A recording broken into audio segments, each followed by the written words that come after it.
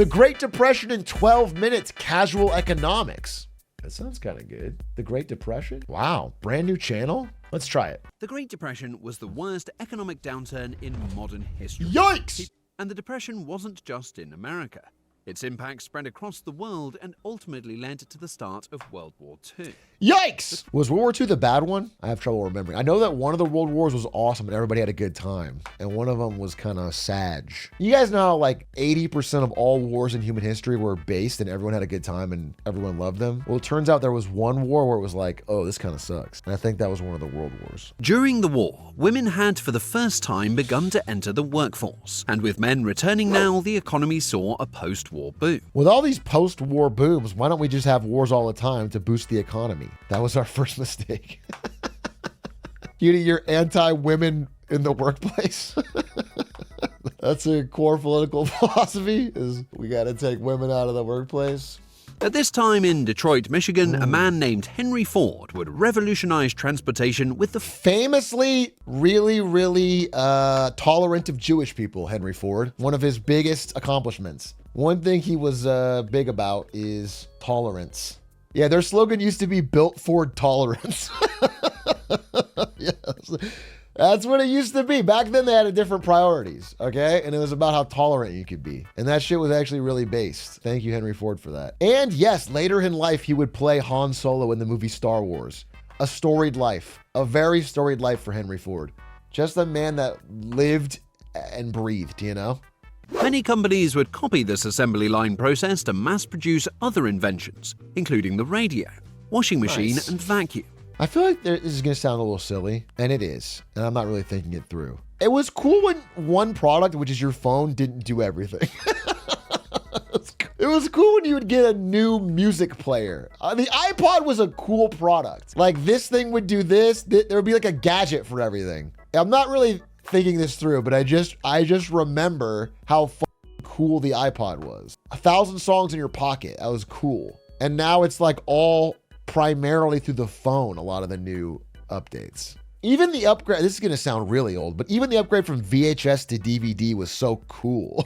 It was so cool. I remember being like, this is I'm living through the advancement of society. It's cool. VHSs were shitty. You had to rewind them and it was lame. And then DVD was like, damn, I can pick a different chapter to start in. There's a bonus feature. If anything, we've regressed from the DVD. I will say that, because the DVDs used to have these menus and you'd have a bunch of bonus features and you have a bunch of shit. And now a movie comes out, I watch it on a streaming service. I don't own it and there's no bonus shit. No, I don't fully believe what I'm saying.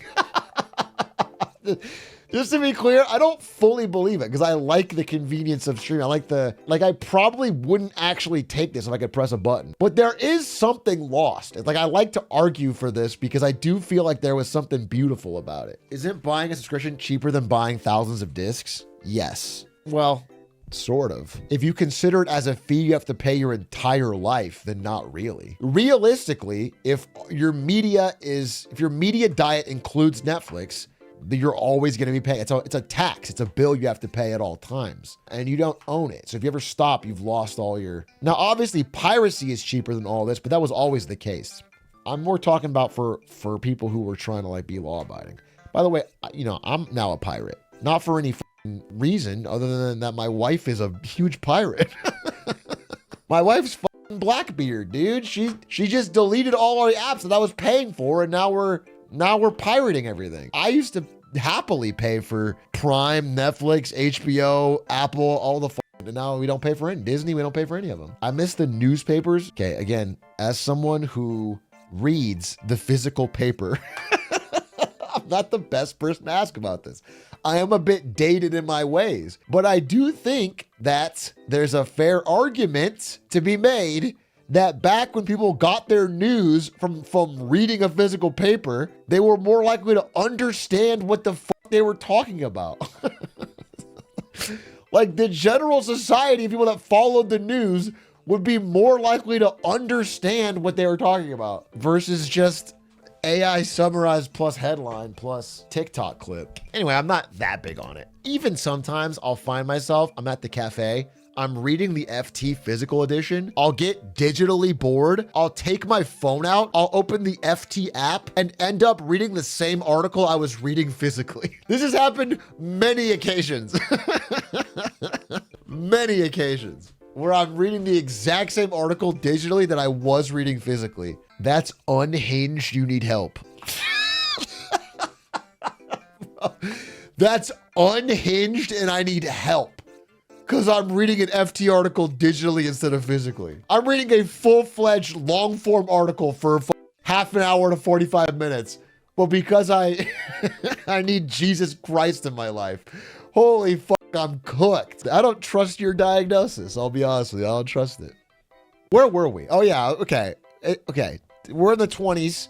Henry Ford assembly line rolls out in age of consumerism. They're making a bunch of shit assembly line, okay? Everyone's getting new stuff. They're getting better vacuums, better cars, yada, yada. As the public learned about these incredible returns from the stock market, everyone began putting money in and talking about it more. And some even took out loans, All right. which further drove prices up. All right. When people believe no price is too high for a stock, that can be a warning sign that the price is no longer... And yet, famously, it never stopped going up. The video ends here, and that's what happened.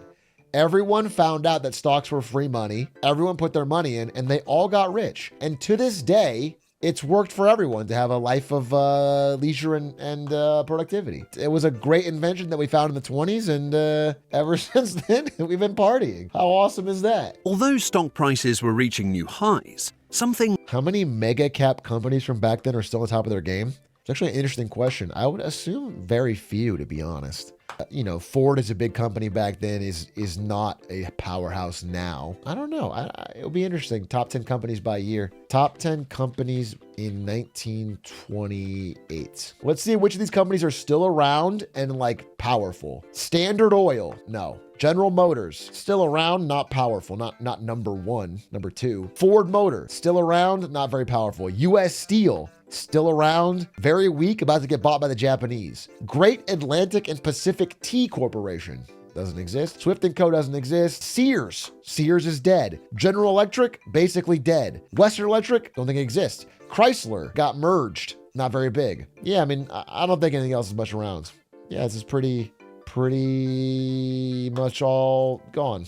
GE is fine. I mean, it's fine, I guess. It's actually doing decently well here in 2025. I don't know if that's like a debt thing or something, but obviously, you know, it peaked in the year 2000 and is not close 25 years later to where it was. And what I'm saying is none of these companies are still the powerhouses that they were. Same thing with, you know, the biggest companies when I was a kid, when I were like, not in the Stone Age, but in like the 90s. When I remember growing up and the biggest companies in the world were all like, it was like oil companies and no, I'm thinking of pre-tech bubble. Biggest companies, let's just say like 95. Yeah, it was Walmart, Exxon Mobil, AT&T, General Electric, still Sears actually. Wow. In 95. Dude, in 1995, the middle of the 90s, the biggest three companies in America were General Motors, Ford, and Exxon Mobil. That's crazy because none of those guys are close now. I mean, Exxon's still big, but not even close. Yeah, I'm like the biggest tech company in 1995 is like,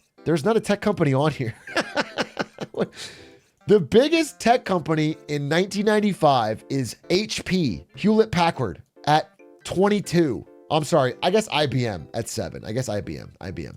Exxon has grown a ton since 95. All companies on this list have grown in terms of, not all, but most of them have. It's not about growing, it's about the relative scale. Exxon is no longer top 3, is what I'm trying to say. Exxon was top 3, now it's not. Was it Microsoft around then? It was, but Microsoft didn't become a massive, you know, top 10 company until the late 90s into the tech bubble. At which point it has not left, I don't think, our top 10.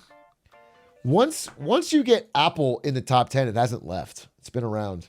Interesting that most of these companies that seem so dominant aren't around a few decades later. Or not around, but they've lost their top spot. What's IBM doing now? I think IBM's on a bit of a bounce back, right? They do some AI stuff. I mean, still like corporate tech solutions, working on quantum computers, I guess. Anyway, well, back to the video. Sorry, I was distracted. By 1929, 40% of US consumer debt was being used to purchase stocks. Dude, that's crazy. And in that same year, that's crazy. 40% of our debt towards stocks? That is not the case now. People are gambling on stocks on debt, but it's not 40% of all consumer debt. That's crazy. Yeah, now our debt's on pizza and student loans. on private taxis for burritos and student loans, dude. That's the... Damn, Smith got rocked. Holy shit. Holy shit, Smith got rocked. Damn, Hoover about to enter a golden age, huh? the poorhouse is vanishing from among us. Oh, he was joking. He was actually sus. Any land. The poorhouse is vanishing. He actually knew the poorhouse was coming back hard, but it was a little reference for the future. He knew he was going to vent the economy. On October the 24th, 1929, a day that became known as Black Thursday, the stock market would see heavy liquidation. With a record 12.9 million shares sold, Buy the the dip! entire stock market fell Buy 11%. the dip! The stock market triggered a recession, but the real cause of the Great Depression was that many banks had extended too many bad loans and were speculating too much. But thankfully, after this event, banks learned their lesson, turned their lives around, and stopped making subprime loans. They knew that loans that couldn't be paid back were toxic to an economy, and so they reined it in. We never had that problem again. Sent out a large amount of their assets to people for stock market speculation. All the banks watched a Caleb Hammer video. And they said, I don't want to be on this. With headlines of many banks shutting down, people began to panic and pull their savings from healthy banks. This created bank runs on otherwise healthy banks that had to turn around and try to get all their customers' money all at once. Damn, it had to feel so hella good to be in the front of the line of a bank run.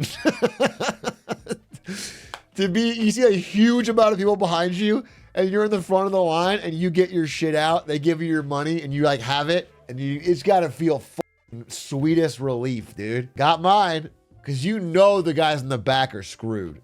You know that. H-Rock, you should have stopped the Great Depression? Nah, bro, I was a problem. I was a menace. In 1929, I was a menace, dude. I was borrowing so much money to gamble on stocks. I was going on I got panicked really easily. I went on bank runs instantly. I was walking around screaming in the streets, get your money out of the bank, it's gone, they're gonna take it all. I was starting bank runs left and right. US President Herbert Hoover had no idea how to fix this and would largely be blamed for the lasting duration of the Depression. Poor Hoover. Following the initial stock market crash, there was a growing sentiment for isolationist and protectionist policies. In 1930, he passed the Smoot-Hawley Tariff Act to protect US farmers and other industries from foreign competitors. It increased... And that solved it. If you can believe it, that solved it. He was a visionary. He realized that by restricting trade, he could drive up the American economy, and it worked. What a brilliant bastard, it worked. And to this day, liberals have tried to keep his brilliant ideas hidden behind lock and key until thankfully my God King Lord Savior Donald J. Trump, salute, finally unearthed the ancient tomes 100 years later and brought it back. And now, finally, we have saved this great nation. Immediately led to... Gave us a banger, though? What is this? What is this? What is this? Ragged, hungry, homeless. Today we're living in a shanty. Today we're scrounging for a meal. Is Annie set during the Great Depression? I'm going to say something maybe embarrassing culturally. I feel like I've only seen the Annie remake set in like New York. Like New York in like the 1990s or something. Yeah, I think I saw the 2014 one with Jamie Foxx. I think this is the only one I've seen. And Cameron Diaz. This is the only Annie I know, but this is not Great Depression. And then the only reason I know Annie, the original, existed is because of Hard Knock Life by Jay-Z.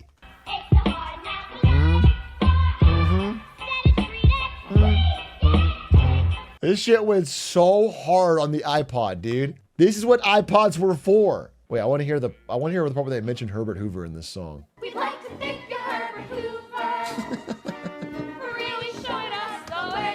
Wait, this is what depressions are like? The kids all become musically talented. They're poor, but they sing fun songs? That's not so bad. There's a dog in them. We should have a Great Depression again. Maybe this is what Trump wants. Maybe Trump's trying to bring whimsy back to America. A little bit of whimsy, a little bit of, musical spirits. That's why it was called the Great Depression. Yeah, it was great because of how fun it was. Because of how good the times were economically. Anyway, I did not know that. The Annie in the Depression story. I don't know, they mentioned Herbert Hoover by name. Global trade was a relatively small piece of the American economy at the time, but this policy only made things worse. It's a good thing global trade isn't a much, much, much, much, much bigger part of the American economy nowadays, and therefore amplifying the problem of these tariffs significantly. We make everything at home now. It's one of the big lessons we had of the Great Depression is that we should make everything at home, and now we do. The Dow Jones would fall 90% from its high in 1929, Sheesh. and many lost their jobs as companies shut down en masse. Industry halted, and unemployment in the US reached 24.9%, its highest point in history. In America, there would be 34 million people without any income. Shantytowns began appearing across the country and got the nickname Hoovervilles after the now disgraced president. Could it get any... When a huge amount of people are homeless in your country and they name their shantytowns after you, it's not a good sign for a president. That's a pretty big L. It's kind of like Clancyville in a way. Clancyville's prosperous though. It has the illusion of prosperity. Clancyville's very Pyongyang coded. It's very North Korea, dude. You look around and everything looks built and beautiful, but it's very much a facade. The underbelly is not good. They don't show the slums of Clancyville. Hey, Shark, genuinely curious. 75% don't have jobs. How to visualize how bad it was. Still a huge majority, right? Listen, 1 in 4 people looking for jobs not being able to get one is horrendously bad. It's like the depths of a bad depression. And that has many knock-on effects. So, right, if you are offering a job, let's say I have a factory and I want to hire 5 people. Well, that means there's hundreds and hundreds of applicants, and I can give them the lowest possible wages. Because if they don't want it and they walk, I can get someone else. So the jobs that do remain are extremely low wage. I can work them longer and harder because there's no competition. There's nowhere else for them to go. Okay, it's a genuine question. Why doesn't buying the dip stop a company stock from tanking? Well, do you mean you specifically? If everyone did it, then that would stop it. But what's happening is more people are selling than buying. So you buying the dip is a smaller drop in a bigger ocean. With other countries around the world having also suffered from the Great Depression. Yeah. This led to the rise of extremist governments, and World War II would begin just a few years later in 1939. It wasn't until the Dude, it really is crazy how there's many, many causes, but how much you can blame the French specifically dude, for how bad things got in Germany. And I just want to be specific about it. After World War I, the French, more than anyone else, demand reparations from Germany in the Treaty of Versailles. They demand like extreme, impossible to pay back reparations. Everybody signs the Treaty of Versailles. It's looked down upon pretty quickly, but the French are the ones that keep pushing and keep enforcing. They keep demanding more money out of Germany. Then Germany can't pay. So the first payment is due. It's like 12 billion marks or whatever. It's a million. A lot of marks, right? And Germany can only pay a third of it. They just don't have the money.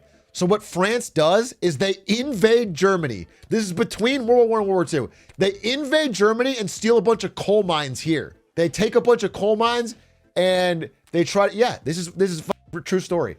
It's deeply unpopular among everybody.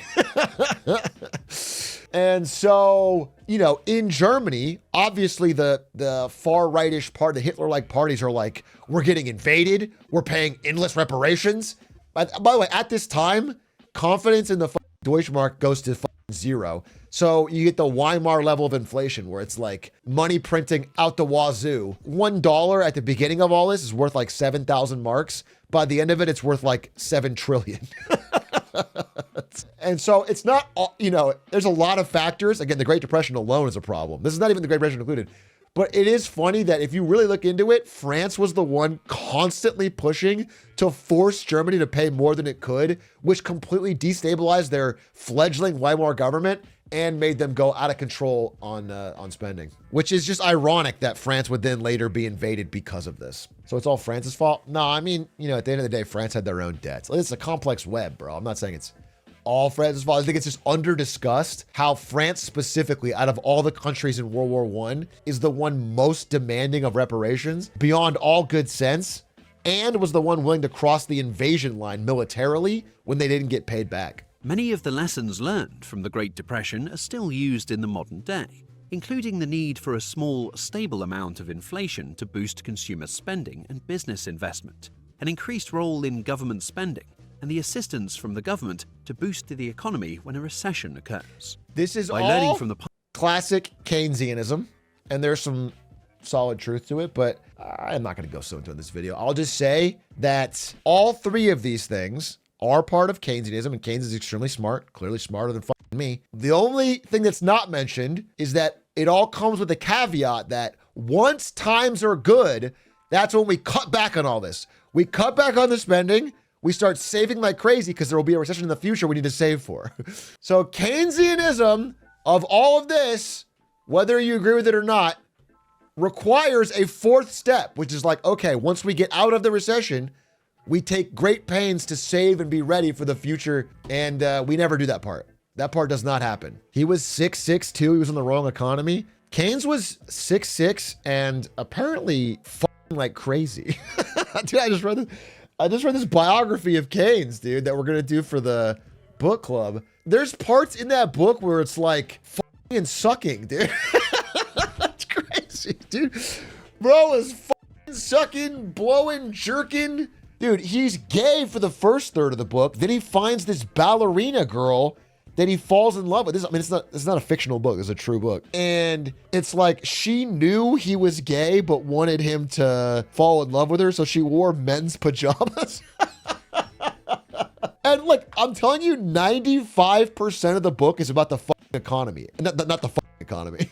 Actually, 95% is about the economy and 5% is about the fucking economy. Anyway, that was his big takeaway in this insane economic period. And it wasn't truly followed, you know? And just like all bubbles, an overinflated market always sees the same ending of a painful crash. Nah. If you enjoyed this... Nah. Wrong. Stocks always go up, dumb shit. Stupid fucking video. Nah, we'd win. Anyway, long react, but good video. Shout out to Casual Economics. I did enjoy that. And I do kind of want to make a video like this. I would love to find an animator. I think it'd be cool.